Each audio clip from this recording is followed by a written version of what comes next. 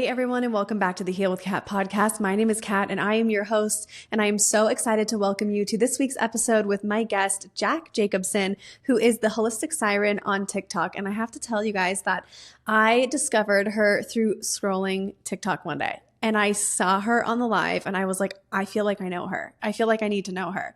So instead of being like, just an observer on a TikTok live, she was talking about something astrology related, but there was like an ancestral piece to it. So I got on and I was like, hey, actually, in my work with family constellation therapy, we blah, blah, blah, blah, blah. And she was like, Kat, yes. And I was like, okay, I feel like I should invite her on the podcast. And I did. And I'm so glad that I did because we had an amazing conversation today. We talk about the development of your chakra system. We talk about the physical development of spiritual trauma and emotional trauma in the body, but through a very unique lens. I have a lot of people come on the podcast who talk about physical trauma and emotional trauma, but this week we really funnel it through the chakras, which is our energetic systems, these 7 systems in the body that are designed to help us understand ourselves on a spiritual, physical, and emotional level. You're gonna love the episode if you like the chakras or if you've always wanted to learn about them, and you're gonna walk away with a lot of tips, tricks, and tools to incorporate more healing in your life when it comes to the chakras, and you'll get to understand yourself on a way deeper level. And if you know my work in FCT, I use chakras all the freaking time. I even use them on myself in the field. So you're going to love it.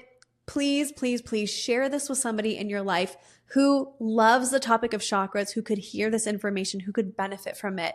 This podcast really only grows when you share it and you share the love and share the wisdom of all of these amazing people that I have on the podcast. And I'm so grateful to do this every single week with you guys and to build community. And so the way that you can help me keep growing this so I can become more and more of service to others who need to hear these messages is by sharing it. So don't forget to do that. So with that, enjoy this week's episode with my friend, Jack, the Holistic Siren. Thanks, guys. Everyone, please welcome my friend, Jack, to the Heal with Kat podcast. Welcome. Thank you, Kat. I'm so happy to be here. I'm really excited you're here. I saw your videos on TikTok and it was just seeing you was I know her. I don't know how I know her, but there's I need to, and I never comment on lives or anything. I'm more like a creeper observer. I'm just watching it. And yeah. I just had to reach out and, you're just so full of wisdom. And then we got to talking one-on-one outside of watching you on TikTok. And then I was like, oh my God, there's so much more that she knows aside from what she's showing on TikTok. I really want to amplify this incredible knowledge that you have with the chakras, with the physical body, the spiritual body, all these things. Let's dive in. I'm so ready. And honestly, you're not the first person to say that about my lives. Coming in, usually you're just the observer. There are so many women that come in and say almost the exact same thing to me. And I love it. I feel it's just part of my, energetic blueprint where I just draw you guys out and open up those throat chakras, which I love. No, I've definitely met people on my spiritual path that are community builders. I am not one of them. I'm a hermit thinker.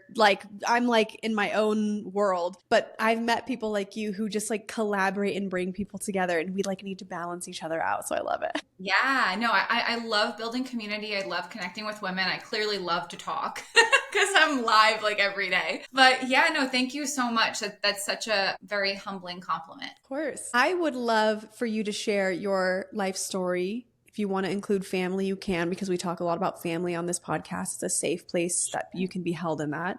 And then also I'd really love to talk about how you transitioned from your pre-spirituality endeavors into what you do now, because there's such a deep crossover. Yeah, absolutely. Oh my gosh. So my history, been through a lot in the 36 years I've been on this planet. I grew up in a very toxic environment. My parents were very abusive. Their relationship is very physically and emotionally abusive, codependent. And growing up, I experienced a lot of physical and emotional abuse, more so from my mom than my dad. But I just grew up in a really chaotic environment. So my energy, my nervous system was just primed to always be on high alert, always be super observant, always being hyper aware of what's going on in my environment. So as I got a little bit older, I started noticing, I was able to see things and experience things that other people couldn't. Didn't know it then, but I'm a medium. It's a gift that I was born with. And growing up, being raised in the Roman Catholic religion, you're taught to fear and even borderline hate that aspect of yourself, which was really difficult growing up because I had no one to talk to about it. Spirituality to me was religion. I wasn't able to kind of explore these aspects of myself that I didn't quite understand. So that led to like a lot of self-hatred very early on in life. Fast forward to 12 years old, I was diagnosed with anorexia. So I went from being this like overweight, chubby kid with high cholesterol and low self-esteem to a really skinny kid with high cholesterol and low self-esteem. And I really struggled with that probably all the way up until I was 17. I had a near-death experience during that time where the first time I went to the hospital, the doctor looked at me and was like, I don't know how you're alive. Your temperature is 93 degrees. You should be in a coma or dead right now. So I've had two of those types of experiences at separate points in my life where I was in such a deep, dark place, but my body was like fighting tooth and nail to keep me on this planet. And now I understand why. But after going through that experience, fast forward, went to college. And then at the age of 20, I was paralyzed due to an autoimmune condition called Guillain-Barré syndrome. So for about a year, I couldn't walk, I couldn't speak, I couldn't blink my eyes, I couldn't feed myself. I was in a hospital bed, completely bedridden, needed help for every single function you can possibly think of. So that took about, like I said, I think like a year, 18 months to start walking again and be able to kind of have some level of autonomy back in my life. So I'm fully recovered, obviously. Like I can walk and talk and feed myself and do all kinds of amazing things with my body now, thank God. And then the rest of my history as far as like, I don't want to get into spirituality just yet, but from that point is when I started getting into domestically violent relationships. I've been in 3 of them. Like I've been pushed out of cars on highways. I've been punched in the face. I have had to get restraining orders. And this is all like leading up to the spirituality piece because there was a catalyst to that, which is why I'm telling my history. But at the age of 29 is really when I started stepping into my spirituality in that I was being explorative. So I started checking out crystals and working with them. I started, watching YouTube videos and listening to podcasts from spiritual or holistic leaders in the space. And then I bought my first oracle deck, which was an angel oracle deck because, being raised Catholic, it just felt like a safe space. And then eventually buy my own tarot deck. And tarot is what I'm primarily known for across social media, but I didn't start reading tarot to become a professional tarot reader. I started reading tarot because it was helping me take a deep dive and accept a part of myself that I had hidden and denied for decades of my life for fear of judgment, which was a really, really beautiful experience. And through tapping in back into my spirituality, using the tarot and oracle and crystals and just being more open-minded is when my mediumship came back on, because I had turned it off so early in life, probably around like 7 or 8 years old, because the activity and communication I was getting from spirit was way too overwhelming. And I was afraid. I was 8 years old. Like I had no idea what was going on. So the Holistic Siren, as I'm known today, started in 2021. And I started it at the tail end of a relationship I should have left way earlier. I was engaged to a narcissist and started that business and then broke it off with that person because I found out I was getting cheated on for a year. And once that breakup happened, my business and just my capacity to hold space for myself just grew so much more. And I felt so much more connected to myself, to my business, to my community, to who I was as a person at the time. And that has just continued to expand and grow as I've continued to expand and grow as time has passed. So, yeah. That's amazing. I find so many deeply intuitive people struggle with autoimmune because I think there's this interesting pattern I'm noticing where our bodies are trying to hold space for the wisdom, the light, and the capacity for what we're receiving. And then there's the physical human trauma that we're also experiencing. And it's like this battle between the two, a need to protect the self and a need to be safe, to be seen. And it's like this constant back and forth. Thank you for sharing all of that with us. Like I said, you're really held in this community with all of that. Now, at what point, I know you mentioned when we were talking that you were into you were a dietitian or you had studied that, and that kind of was a big pivotal point in your life as well. Yeah. So I graduated college in 2010. And I ended up getting into my master's program in 2014. I took a year or two off just to kind of figure out what I wanted to do with my life. And I ended up getting my master's degree in nutrition and dietetics with a concentration in education. And I started my career in the nutrition space as a nutrition director for a very large supplement company. So I had a team of dietitians underneath me. I was traveling to different locations. I was educating people in nutrition, health of the body, et cetera, et cetera. But it was in a corporate environment. So it really wasn't in alignment with my energy, with where I saw myself going. And now, knowing what I know about my human design type and my personal astrology, it makes a ton of sense why I'm an entrepreneur. Wait, what is your human design? What's your astrology? Share. I'm a mental projector 5/2, and my astrology is Aries, Sun, Moon, Sag rising, Virgo, midheaven. So that Sag rising is like, I need freedom. I need, to be able to explore. I need to be able to do things on my own time, on my own terms. I need to move around like different locations. I need to be where I want to be. And as a mental projector, my environment really dictates my energy. So I need to be alone a lot because I'm picking up, my energy tends to adapt to whoever I'm around, like their energy signature. So I have to be really mindful of what type of energy I have in my space. Yeah. We had talked when we had first chatted on our pre-call about your background with dietitian and the body and how the body works and how it's really fueled a lot of the spiritual guidance that you've accumulated over the years, or the knowledge rather. And you talk a lot about the connection between emotional trauma and physical health. I want to get us going with some of these deeper questions because I know that you have so much to share. How do you view unresolved emotions and how they manifest in the body? Like, what have you learned in your time with that concept? Yes, absolutely. So I am so grateful for the experience that I had after getting my master's degree, or during the process of, and the job I had after getting my master's degree, because I learned a ton about the body's stress response and understanding the cause, how to help support the body through the healing process and regulating the nervous system and calming the body through nutrition. I learned a lot about epigenetics and nutrigenomics, epigenetics being able to literally change your DNA structure based on your environment, your stress levels, and then nutrigenomics is shifting the body's physiology through nutrition, which is really, really cool. Look it up, read about it, watch or listen to a podcast. It's amazing. But anyway, I was so interested in like the craziest way in these areas of epigenetics and nutrigenomics. And my job at the time allowed me to take deeper dives into those arenas. So, but that was one piece of the puzzle. That was the body, right? And then here I am, in 2020, becoming a Reiki master, learning about energetics and the chakras. And I'm like, okay, so we have these energy centers. They're inside the body. We release emotional trauma when you recalibrate and rebalance the chakras. But there has to be a connection if the imbalances or the blockages in the chakras stay in the body for too long. So I just put 2 and 2 together and I was like, okay, like I can definitely help women heal the body or support the body through the emotional healing process. Because that's essentially what you're doing, right? Any inflammation or disease in the body has an emotional trauma foundation, precursor, catalyst. 10 out of 10 times. I don't care what anyone else says. So understanding the root cause of the emotional trauma is key. So you need to have those strategies and techniques for the individual who has experienced that trauma to heal it emotionally.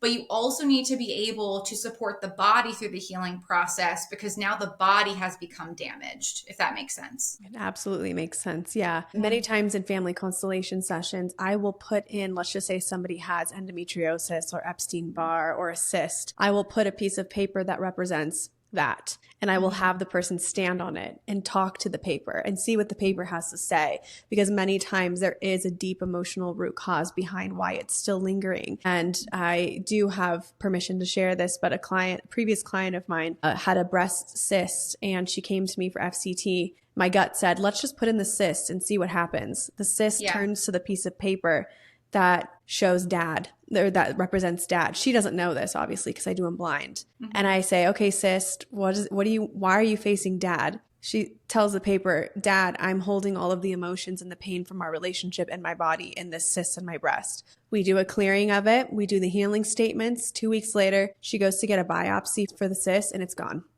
Wow. This is why I say there's a same thing that you're saying. And I love meeting other people who fundamentally agree with this philosophy, this school of thought. Every physical ailment has an emotional root cause. And then how it manifests physically over time when it lingers, they're just layers you have to keep working towards to get underneath. Absolutely. I mean, if you think about it from a logistical standpoint, even science, I don't know what branch of science it would be, physics, biology. There's energy, right? So emotions are energy in motion, right? So if you have emotion, okay, that is in the body and you're not releasing it, that energy is going to progressively become more dense. The density level is going to increase. Now, when we experience a cyst, for example, that emotional energy has just become so dense that now it presents as physical. Does that make sense? 100%. You know, like gas, liquid, solid. Yeah. You know what I mean? Like what we learned in 8th grade. It's a transition. It's like it's compounding Correct. over time. Yes, exactly. Right. It's like the trauma life cycle. The thing is, we hope for the release before it becomes a physical manifestation of disease or inflammation or a cyst or whatever.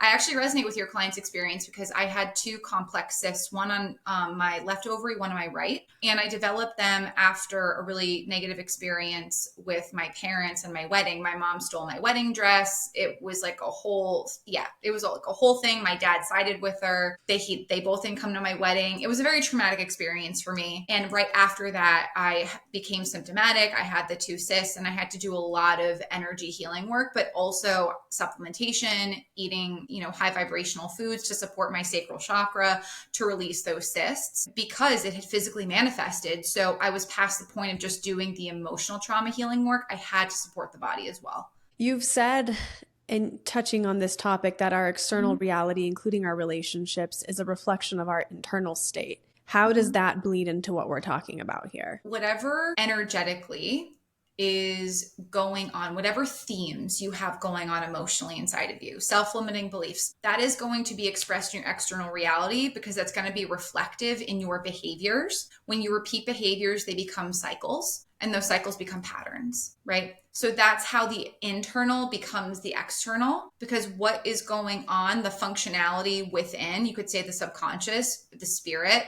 doesn't really matter, is going to be reflective in your physical reality because that's your belief system, right? So that belief system, those emotions, all of that energy is going to influence your actions, and they're going to become repetitive actions that are going to become repetitive patterns, and so on and so forth. The external can affect the internal, but just as powerful, the internal can affect the external. That's kind of where I was going with that question, is like, yes, there are certain traumas that happen outside of us and we hold the emotions of that internally. But then what is the next step how do we then shift the internal experience to shift the external? It's this, I feel like it's this relationship. Behavior. Yeah. You have to shift behavior. So to shift behavior, you need to become aware of the problem. You need to become aware of the trauma. And a lot of people don't realize that if it's a health issue, they'll look at it from a very surface level perspective and they'll say, okay, I have this cyst. Let me go to,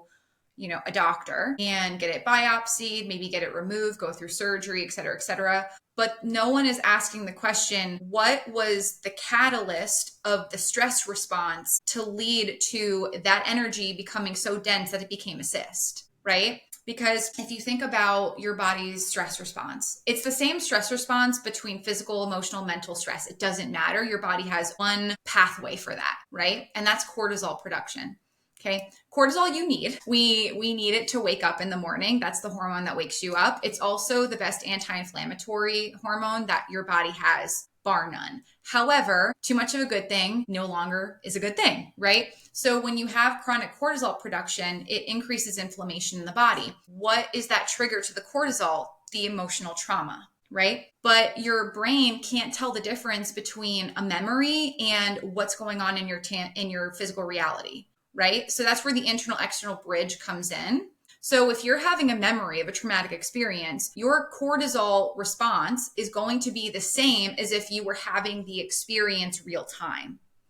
Right? Mm-hmm. So usually people who have physical inflammation are reliving those experiences, especially if they have PTSD, flashbacks, nightmares, or they're just recreating the narrative with different players in the game, right? So like, for example, my ex-fiance, my mom, easy, very, very easy, just a mirror to my mom. So you're going to keep recreating these storylines in your external reality because of the unresolved trauma you have going on within, because you're still living the same traumatized story inside. Does that make sense? Yeah. And do you believe the subconscious is making those choices, or how do you believe we make those choices? Subconscious. Yeah. For sure. Yeah. Yeah. You become who you are personality-wise by the age of 7. That's proven in psychology. And actually so conception to age 7 is the age range of root chakra development. So every chakra governs your life development every 7 years. So root chakra is conception. So when sperm meets egg, that's when root chakra development starts, not birth. And then up until 7 years old, and then it'll shift into sacral, solar plexus, et cetera, et cetera. Okay. So this is something I really want to talk to you about, because you shared with me on our pre-call this like incredible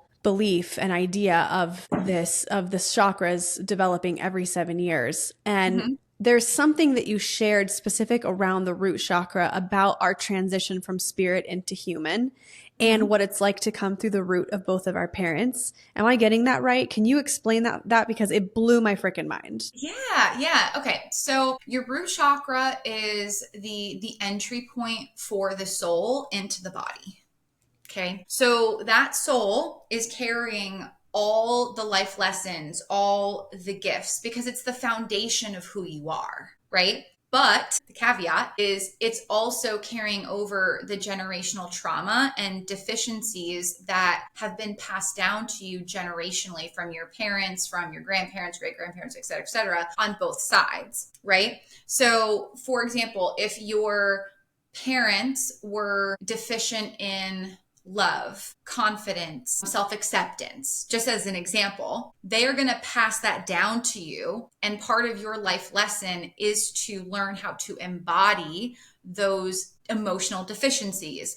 It's the same thing with nutrition, right? So if your mom and or dad, more so mom, had a deficiency in like vitamin D or B12, right? You are probably going to be born with those same deficiencies because the mother is passing down the deficiency, the physical deficiency, emotional deficiency, all passed down the same way. Does that make sense? Makes a ton of sense. And it really makes me want to ask a larger question of something you touched on there, which is that the magic of creating the blueprint and the magic of having these guides that are able to match our soulic lessons with the soulic lessons of others and the people that we keep reincarnating with to help continue to heal and evolve and grow. And so what I think you're saying is if our soul has an insecurity wound, we will then be born through 2 parents or 1 parent with an insecurity wound to then support our evolution? Or yes. That's what you're saying? Yes. Okay. Yep. So your soul, before you come down to earth, so you're talking to and I make it very informal because it really is. It's not like this kumbaya, like, oh my God, so spiritual. No, sometimes you're just shooting the shit with your spirit guides. Yeah. At least that's how I operate with my guides, because it's just more fun that way. Yeah. But anyway, so before you come into your human life, and by the way, human life, Earth, is the quickest way to grow and evolve as a soul because it is the hardest. Just want to throw that out there. So any soul who is chosen to be human, pat yourself on the back. You chose the hardest road because you wanted to evolve in the quickest, most efficient way, by the way. Okay. So give yourself more credit.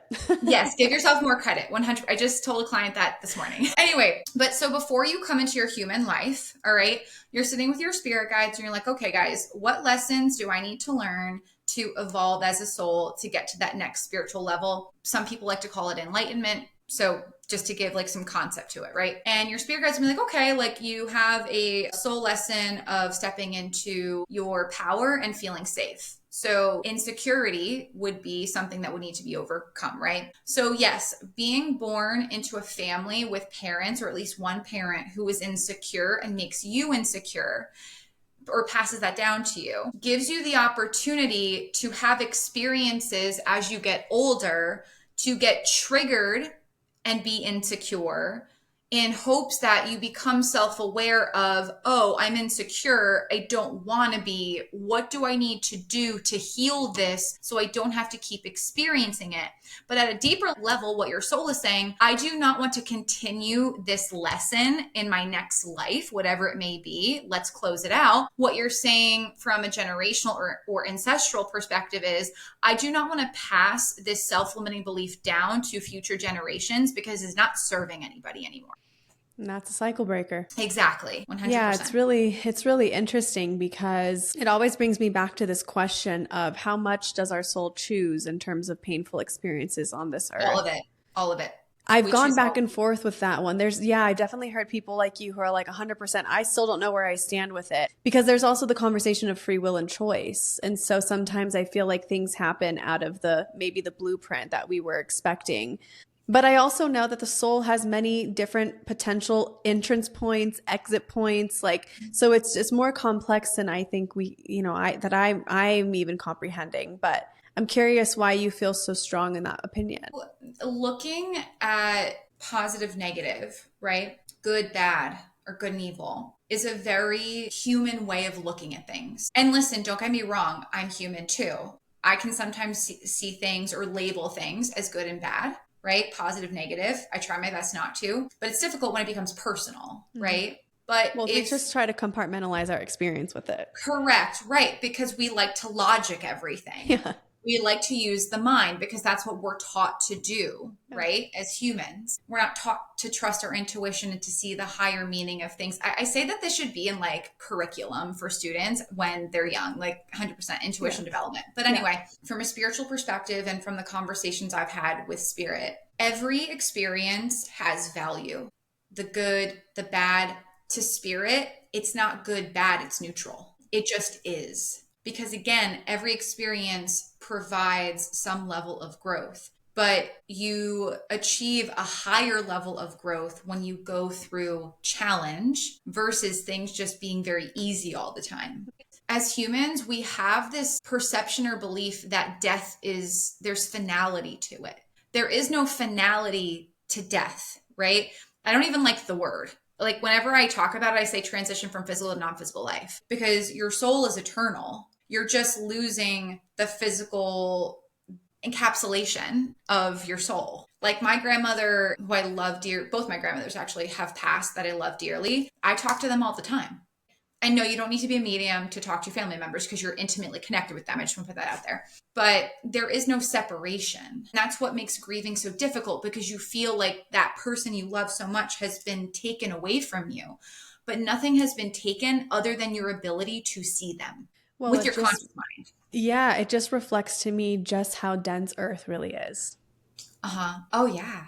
I mean, I am just humbled every single time I go through a really painful experience because it's been this interesting experience for me where I've struggled with suicidal ideation my whole life since I was a kid. And I always had this knowing that there's something else somewhere else out there that's more loving and I'm in this shithole and I don't know how the fuck I got here. And it was only until like my late 20s where I realized I was divinely homesick and then the reality of how dense Earth really is and then just the continual awakening to that over the last few years. It's definitely real. It's really validating that you share your school of thought and philosophy on it. I share it as well. As you're talking, I'm like, yes, this makes a lot of sense. Like I feel this.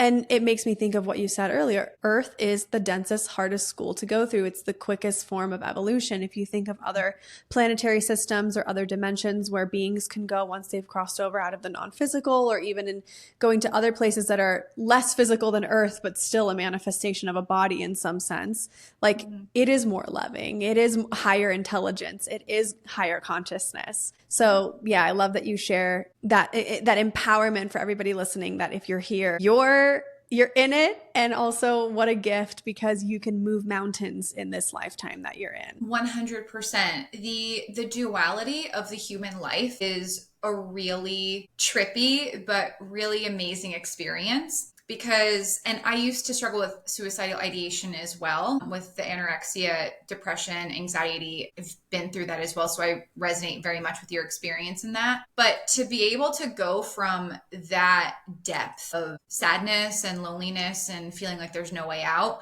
to happiness and bliss and gratitude and being in the present moment, like your energy just shifted, right?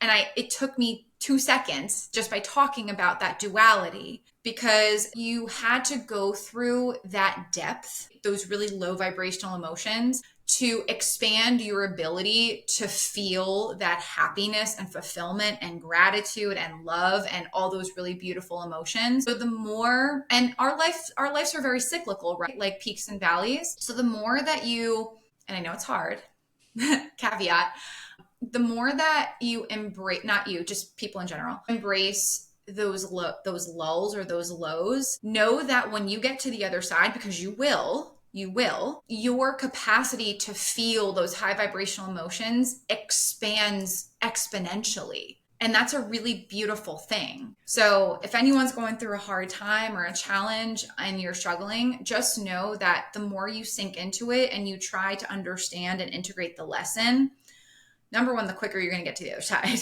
But the more you're going to be able to feel more connected to your life, more fulfilled, more love in every way that you can possibly feel it. I love that. You can tell that has all come from learned experience. And I just thank you for sharing that. Oh yeah, for sure. Oh yeah, girl, I've been through some shit.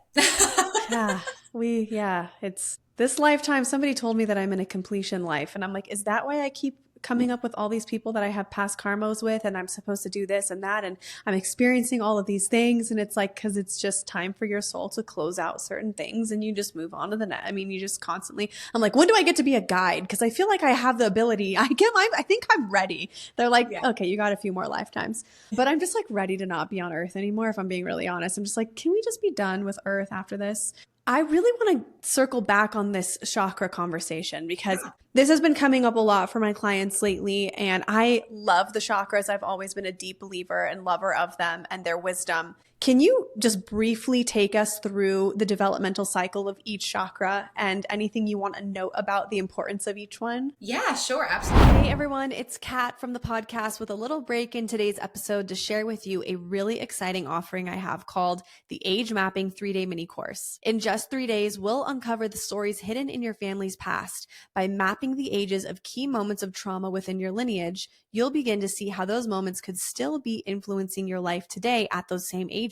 On day 1, you'll experience my powerful ancestral subconscious meditation. On day 2, we'll dive into the age mapping exercise. And lastly, on day 3, you'll geek out with me on the topic of epigenetics, which can explain the way that trauma is passed down generation after generation. The entire workshop is only $35. Are you ready to dive into your ancestral stories and heal for good? Go to katdow.com/agemap or visit the link in the show notes below. Your transformation starts with understanding your past right now. So we have 7 main chakras, okay? And we'll go from bottom to top. Okay, so the root chakra we touched on earlier. So the developmental phase of the root chakra goes from conception, so like I said, when sperm meets egg, to age 7. So that is going to be like the foundation of your personality and your self-identity. It's going to be your perceptions and beliefs around what your feelings of and your perceptions of safety and security are. Okay, especially around food, shelter, water. Think like Maslow's hierarchy. Kind of. There are a lot of like psychology and spiritual synergies to chakra science, information, pathways. I don't know.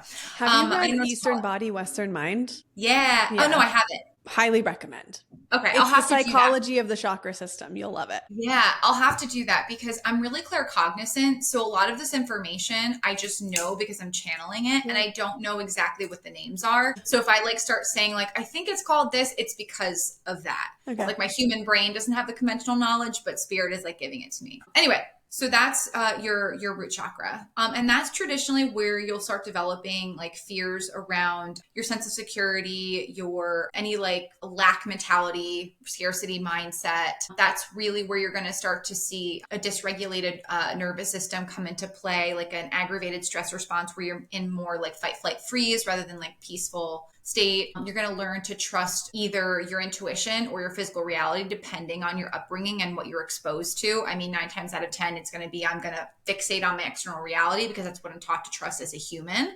Right. And then shifting into the sacral chakra. So that's ages 8 to 14. Yep. Okay. 8 to 14. And that is your chakra of relationships and emotions. A lot of people think it's the heart chakra. It's not. Your sacral chakra is where you learn how to build emotional connections with your body, with your own emotions, and with others. Okay. So that's really where you're learning emotional intelligence and emotional security. It's learning how to connect with your body, how you perceive your body, how other people perceive your body. It's where our food habits are really kind of coming into play. And if there is any like emotional imbalances, you're going to start to see that come out a little bit in kids with their eating habits or how they dress, how they talk about their body. That's really where you're going to see like any emotional imbalances come out, especially too. That's when most women are hitting, or females are hitting puberty, right? Yeah. We also talk a lot about eating disorders with the sacral chakra and our ability to feel pleasure versus guilt. And that lives in that part of the body too. So that makes sense when you say that. Yeah. Well, I mentioned earlier, I was diagnosed at 12. That's sacral chakra. Mine started at 10. Yeah. No, I wasn't comparing. I'm saying like I know you're in the age range though. Yeah. That's what I mean though. That's why I love teaching my clients about the chakra age ranges, because it helps them better identify where is that trauma. Then they can tap into that experience and the emotions that were catalyzed, or the emotions that are tied to that traumatic experience that led to the behaviors, that led to the patterns that they're trying to break. Totally. That's where you identify it by looking in the chakra. But yeah. Then the next chakra is your solar plexus. So that's your gut area. I forgot to mention, root chakra is your adrenals, your blood, your joints, your muscle tissue. Sacral chakra is going to be your reproductive hormones and reproductive organs, whether you're male or female, it doesn't matter. And then your solar plexus is going to be your stomach, your pancreas, your liver, and your intestines. So that's a big chunk of your immune system. 85% of your immune system is in the gut.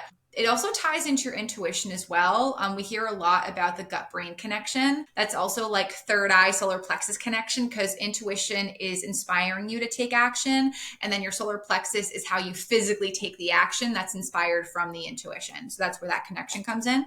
And that's 15 to 22 we're talking about with the solar plexus? 15 to 21. 21, okay. Yep. So that's really where you're stepping into your power. This might also come into where there's like that transition between childhood to adulthood, which is why the inner child typically is associated with the solar plexus as well. It's also aligned with your learning process and how you learn and how you set boundaries. So the solar plexus also governs your skin. And actually in nutrition, if you want to heal any type of skin inflammation or ailment, gut health is what to focus on, because if you've got any inflammation in your small intestine, that's going to show up in your skin.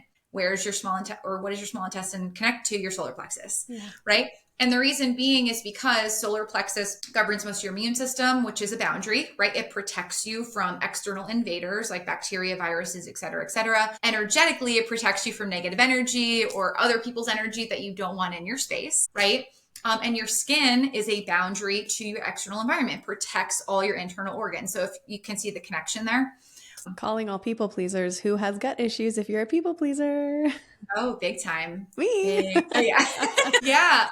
GERD, IBS, slow digestion, which can also be tied to the root chakra as well, because that could be tied to the stress response. So a lot of times when people struggle with solar plexus blockages, it typically is something in the lower chakras that has just made its way up into the upper chakras.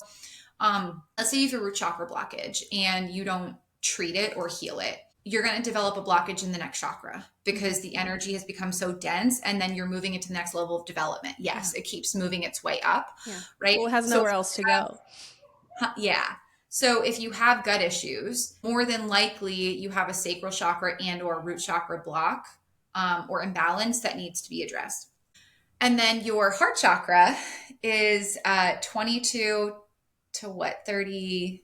Oh my gosh. 22 plus 7. Oh my God. 29. 29. There you go. Math was not my strong suit growing up. Oh my God.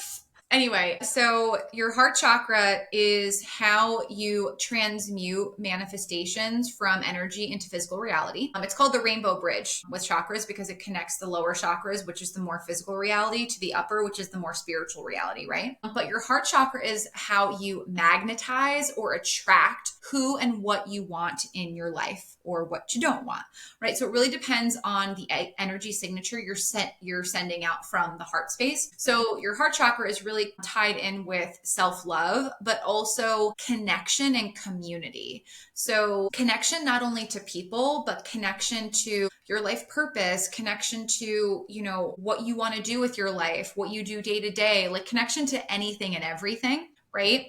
But to have connection to life, you first need to have connection to self. So that's where self-love really becomes the driving force and focus for the heart space.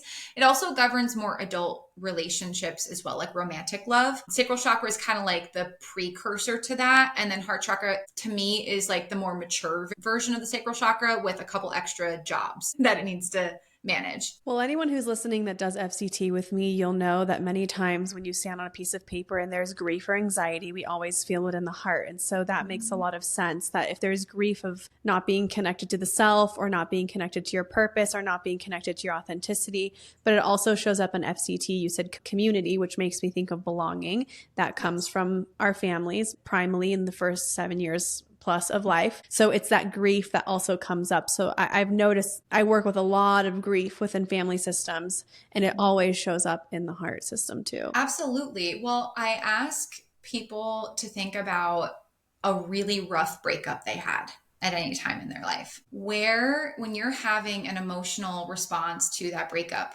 where are you feeling it physically? Here. It hurts. It physically hurts. It feels like someone is like tearing your chest open, right? And that is your heart space purging, but also processing all of that emotion, right? Because of that disconnect that you're feeling. But that's where root chakra is very important because you need to ground into that experience and honor the why behind the experience. Why do I feel disconnected? Why am I struggling to connect with myself, right? Because that should temper that emotional response that you're feeling. Mm-hmm. So loneliness, grief, sadness, yes, very much heart chakra tied, but also root chakra, right? Because that stability of self, if that's not there, if that insecurity is there, heart chakra is really going to be unbalanced. Well, I had a mentor tell me one time that my heart is my compass, but actually everybody's heart is their compass. Oh yeah, 100%. I just love that. I think, when you're able to be intuitive from the heart, it's such a soft, gentle, and synonymous way of bringing in, like you said, the intuitive receiving and also the doing. It really just kind of ripples out into life. And once I learned that, it changed my life forever because I got to ask myself, what does my heart want? Not what does my brain tell me, not what does whatever else want to tell me, like what does my heart truly want? And I will say 9 times out of 10, connecting to the heart was extremely uncomfortable. It was too vulnerable for me, but I had been broken in lots of different relationships, family and non-family, and I had never processed the grief. And once I was able to process the grief, I had a coach, actually a feminine embodiment coach, who was doing a grief practice with me. And she said, what's one thing you never grieved? We're going to teach you how to use your heart through the experience. And I grieved being cheated on in college. I could give a shit who the guy was. It was like a 6-month thing. Like it wasn't that big of a deal, but it was still there. And so I needed to move that and transform it and alchemize it and create opening so that I could see what was behind that in order to let that light shine.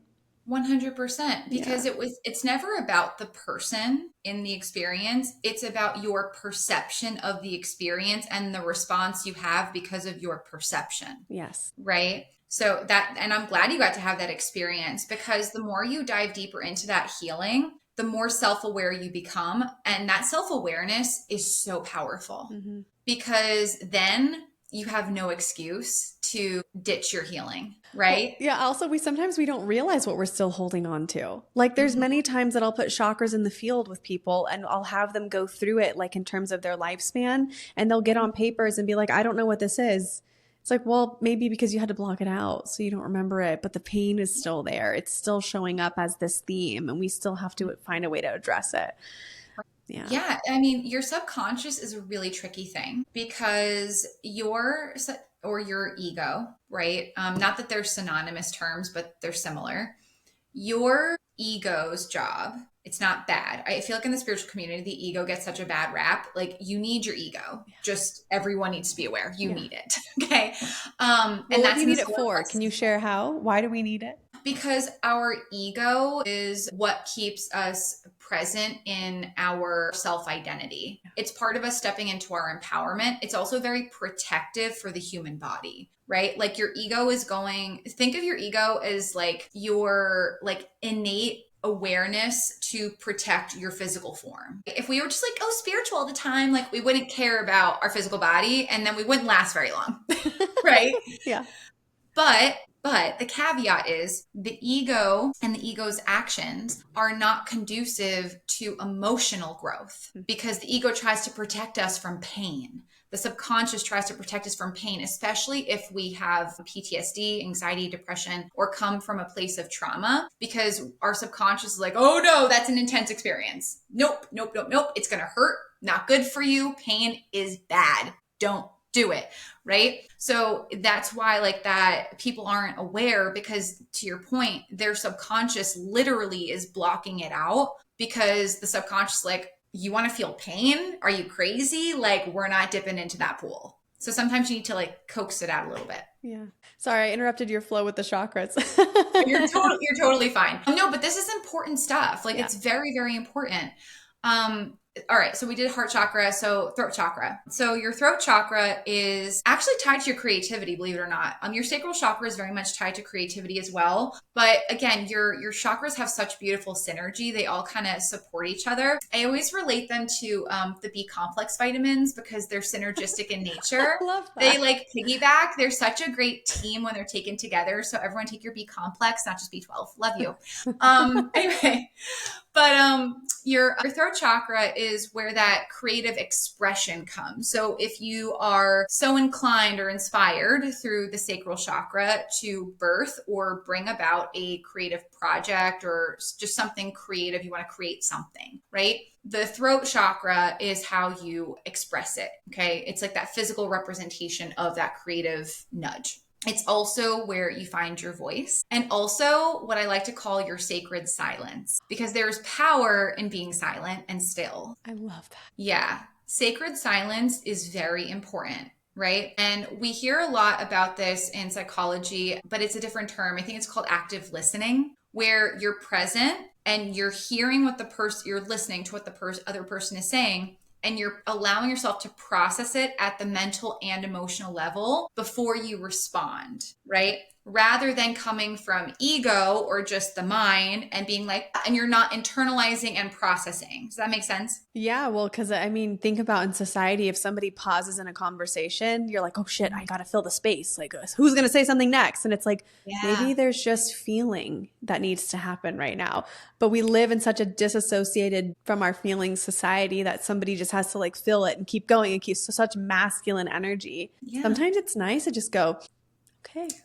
Yeah. So that's I have nothing to say. So any client who I notice in sessions starts to talk over me, I'm like, whoop, hold on. I grab my tuning forks. I grab my sacral chakra tuning fork, and I'm like, we're going to tap into the sacral and the divine feminine right now. Because right now, what you're doing by talking over me is saying, I need to be heard.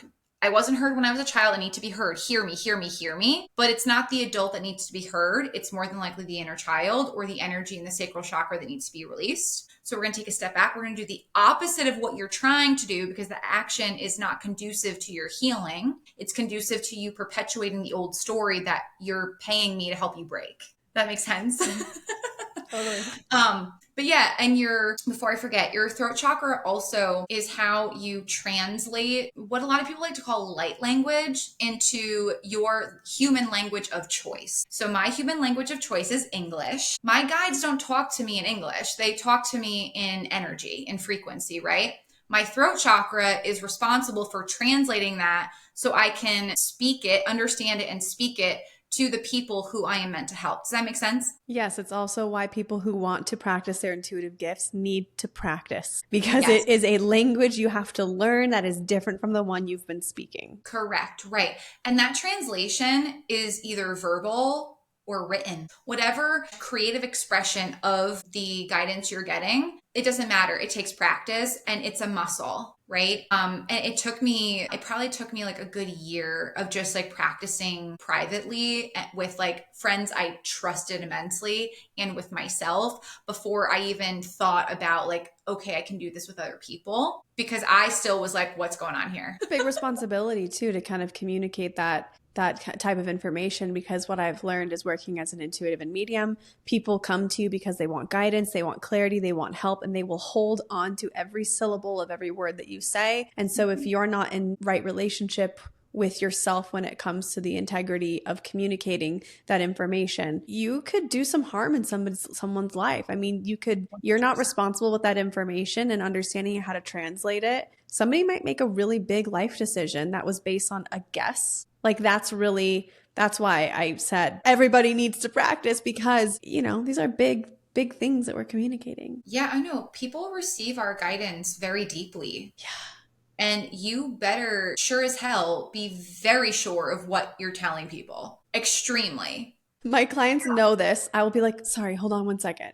And I will listen, and I will just sit there for like 30 seconds and be like, tell me again, tell me again, tell me again. It's a little awkward for them. They're just watching me sit there, close my eyes. Yeah. But I want to be so fucking sure that what I'm hearing is accurate. I do not want to get it wrong, because I've been that person who is in a dark place and somebody told me something and I was like, okay, now I'm going to go and do it. I'm going to listen to everything they say. And that comes with responsibility. No, 100%. I think you had mentioned an interest in our pre-call, mentioned an interest in solar plexus for you. Yeah. Personally, working on that solar plexus, you will become a lot more confident and you won't have to keep asking like, is this it? Is this it? Is this it? Work on that solar plexus, step into that power, because they're giving it to you right the first time. That's self-trust. And thank you to all of my gut issues for the last year, challenging me to tap into trusting myself and not keep gaslighting that I'm not good enough because of whatever fucking religious programming I went through and the narcissism and all the manipulation. I mean, It is a mind fuck, but thank you for saying that, because it is so in alignment with what I've been receiving. So thank you. Yeah, that one's from your guides. They threw that in there. They've been active today. They're active today. And I'm wearing yellow. I just noticed that. They're like laughing. Oh my God. Anyways, love that. Thank you. And thank you. Yeah. So up the chakra line. All right. So we have two more. Third eye. All right. So third eye is your seat of intuition, your psychic abilities. Everyone has intuition. Everyone has psychic abilities. Preach. Whether you choose to embrace them or not is completely your prerogative. You have free will choice, as we said earlier, and you're drinking something yellow. Yeah, I just noticed that. Yeah. What is going on? I never wear the sweatshirt either. I just chose to wear it today. Yeah, girl. There you go. Confirmation. Thank you. They're not messing around. But like I was saying, everyone has psychic abilities. Whether you choose to embrace them or not, that's completely up to you. Everyone has intuition. That's like a safer term for people. When I say psychic, some people are like, what? Like, I'm not psychic, because like stigma. I'm like, you're fucking psychic. Excuse my language. But anyway, your third eye chakra is your seat of intuition. So that is where you are connecting with your higher self to guide you through life. So that is where we're guided to do things that more often than not make no effing sense, right? And we're just asked to trust. So it's a beautiful thing, because our intuition is always guiding us for our highest good. But sometimes that comes with, hey, trusting your intuition is going to guide you through those challenges that are going to help you grow. And you're going to feel really good after the challenges are over, but still have to kind of go through it. But your intuition is a really powerful and protective thing too, because if you've ever had an experience where you walk into a space or you meet a person and you're like, whoa, like, nope, no. That's your intuition, which is really important. Everyone has that guidance and protective system built in, right? Your third eye chakra is also going to govern your pituitary gland. okay, which is actually connected to your HPA axis, hypothalamus, pituitary, adrenal glands, which is your axis of not just for this, but your stress response, which we talked about earlier. So again, third eye, very much connected to the root chakra as well. And your pituitary gland is known as the master gland. So it is controlling the majority of your endocrine system, which is your hormonal system, which controls all functionality in the body. So if you want things to function properly, listening to your intuition, if you translate that to like a figurative sense, you want things to go right in your life. Trust your intuition. You want them to go smoothly. You want things to go smoothly with the body. Keep the pituitary gland healthy. And then the last chakra is the crown. That is how you connect with the divine, your spirit guides, guardian angels, archangels, spirit,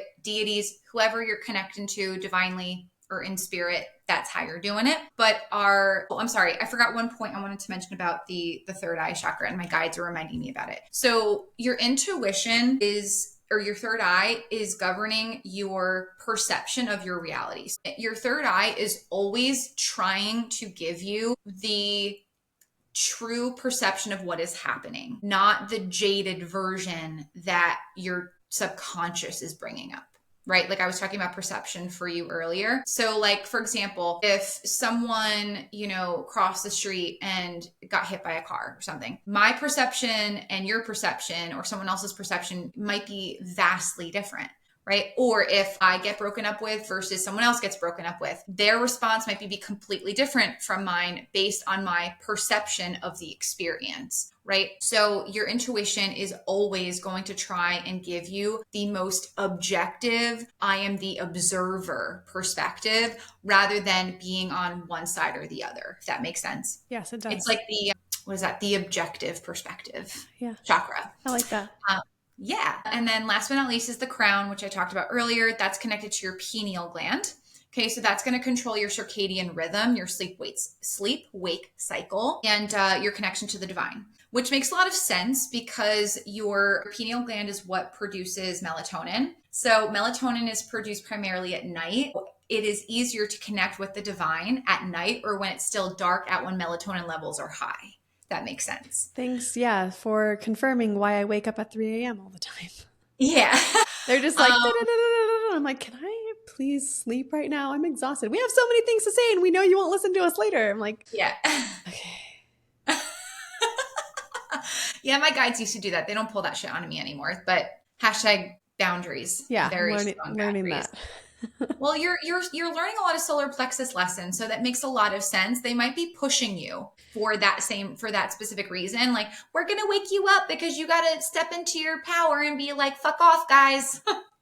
I've learned that over the process for sure. Yeah, 100%. Because this is your show. This is the game you chose to play as a soul. You make the rules, right? So I tell make people your that own about rules. spirit babies. I say, if you don't want your spirit baby to come in right now, you have full permission to say, this is a no-fly zone right now. This is not, I mean, at some point the babies might make, they know the larger plan. But I mean, if it's not like fucking go time yesterday, you have appropriation to say, hey, this is like not right now. Like, I will let you know when it's time, and you can draw those boundaries. Oh, 100%. Oh no, I have a daughter floating around. I've had dreams about her. I've met her in the astral. She's beautiful, but I'm just like not in a space where I want to be a mom. So she may incarnate in a baby that I may adopt later down the line when I'm more open to the experience, but I'm not open to the experience of physical pregnancy, and she knows that. And I'm like, no thanks. Like, I'm not about it.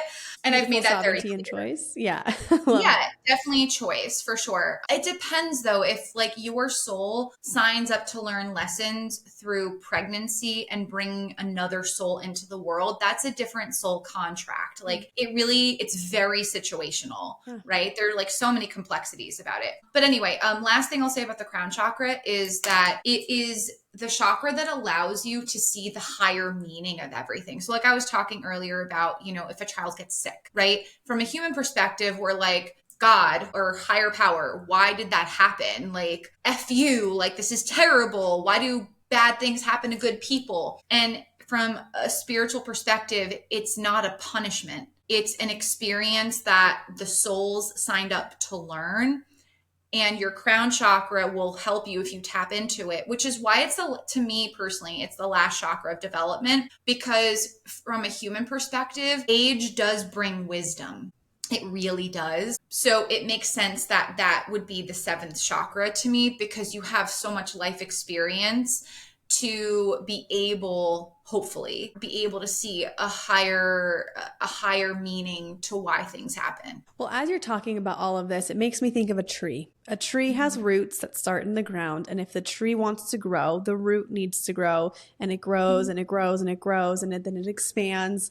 And so you mentioned the root chakra for many of the other chakras. Well, that makes a lot of sense if the root is the foundation for all other things to come from it. Yeah, 100%. And it connects the soul to the body. Like, we are a soul having a physical experience. The body is extremely important, because the body is going through its own physical processes as we are going through emotional and spiritual processes. Your body has to hold space and process and recalibrate all of that energy. This is amazing. I am so excited. And I have like 10 people that I know I want to share this episode with, because I've been working a lot with the chakras lately in my sessions, because it's just such powerful, potent information. You can learn so much about yourself spiritually, emotionally, and physically by tuning into the chakras. For me, it's always felt like a hack for life. If you want to understand yourself more, like, look into the chakras.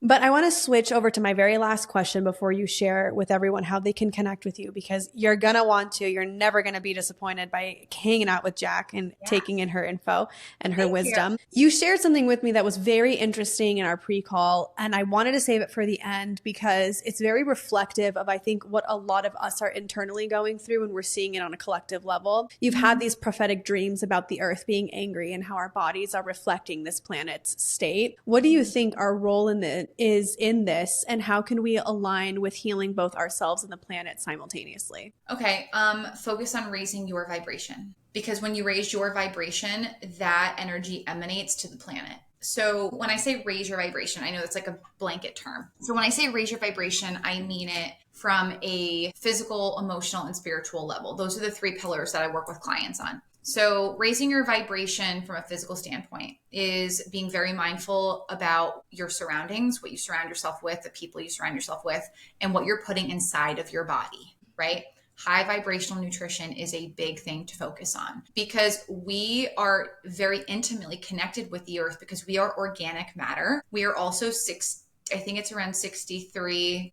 Don't quote me on that. I think it's 63% water. Yeah, I think you're about right. Yeah.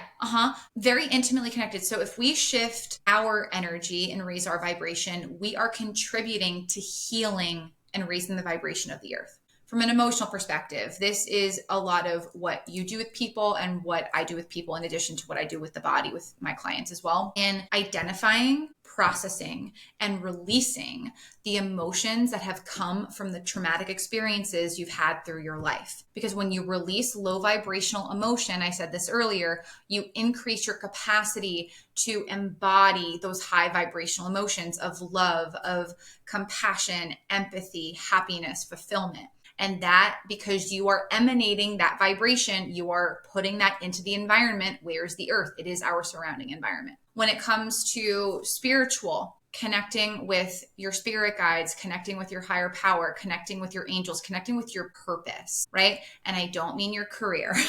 Everyone thinks like career and purpose are synonymous. It's so much bigger than that. Your career could be in part how you carry out your purpose, but not in its entirety. Just want to put that out there. But spiritually connecting with your purpose, like, what is the reason your soul came here? How can you connect more deeply to that experience? Also, connecting with spirit guides, your higher power, higher self. There's so many different terminologies people like to use. It requires you to be in an elevated vibrational state, right? So if you want to connect efficiently, effectively, consistently with your higher power, spirit guides, angels, deities, whoever you work with, you have to be able to connect with a higher vibrational state. The body needs to be healthy for that to happen in an effective and consistent way. If anyone tells me that you are like, you don't have a healthy body and you're not emotionally healthy, et cetera,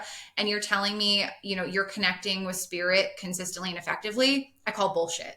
They're like, maybe sometimes, but not always. Not consistently. Not consistently, right. So that is how we can support the earth. But also think about this. When you're in a high vibrational state, you're more inspired to bring those high vibrational energies into your environment. You're going to be inspired to bring healing to the world. You're going to be inspired to bring healing and raise the vibration of people, of the earth. I mean, the facet that you choose really depends on your soul's journey, right? So like for me, I'm not like a conservationist. Like I'm not doing anything for the environment other than, recycling and doing the bare minimum things, right? But I chose to raise the vibration of people, which raises the vibration of the earth. Some souls choose to, do it in a more direct way with the earth through, environmentalism, et cetera. But you don't have to focus on that. Like focusing on your energy, your healing naturally raises the vibration of the earth and of the collective because we're all connected. There is no separation. Well, we say the same thing in the family system. When you shift and break these cycles, certain traumas have certain vibrations. Also, certain gifts have certain vibrations. When you call those in for yourself and you heal, it ripples out into the family system because you're not separate from your family. You belong to a family system. You have your own individuation, but it is a reflection of the collective family system that you're in. And it's the same thing with society. So to bring that full circle. I am fully blown away by our conversation. I fucking loved it. I love you. I think we're like soul fam something because like I could talk to you all day about this stuff. How can people? Yeah, I love it. How can people connect with you? Where's the best way for them to connect with you? And also, what are you offering these days that you are calling people in for? Yeah, absolutely. So you can find me on TikTok, Instagram, and YouTube. It is The Holistic Siren, holistic with a W. I'll link it. On all my social media platforms, link in bio for my site. My site is stanstore.com/the holistic siren. But again, it's on all my social media platforms. And the opportunities for growth with me, I have three main. So I have an ebook about turning scarcity into abundance. So doing that mindset reframing, and abundance in love, yes, in money, in health, and in vibration as well. The second opportunity is the Incredibly Intuitive Woman course, which is launching March 26th. Super excited. I am helping women shift from self-doubt into self-trust. We'll also be learning how to develop our intuitive abilities, how to connect with our intuition through the body, through high vibrational nutrition, astrology, human design. And then the third option is working with me one-on-one in a 6 to 12 month program. And that is called the Worthy Woman Method. So that is for women who are ready to shift from not knowing their worth to fully embodying it and doing the work that needs to be done to get them there. Thank you. Open invitation for you to come back anytime you want to talk about literally anything that you want to talk about. Yeah. Oh, I would love to come back. Anytime you want me, I am here, Kat. Oh, thanks, Jack. And guys, don't forget to rate, subscribe, and review the podcast and go follow Jack on TikTok because that's where she does her lives and that's where I connect with her the most. So join the party. Thank you, guys.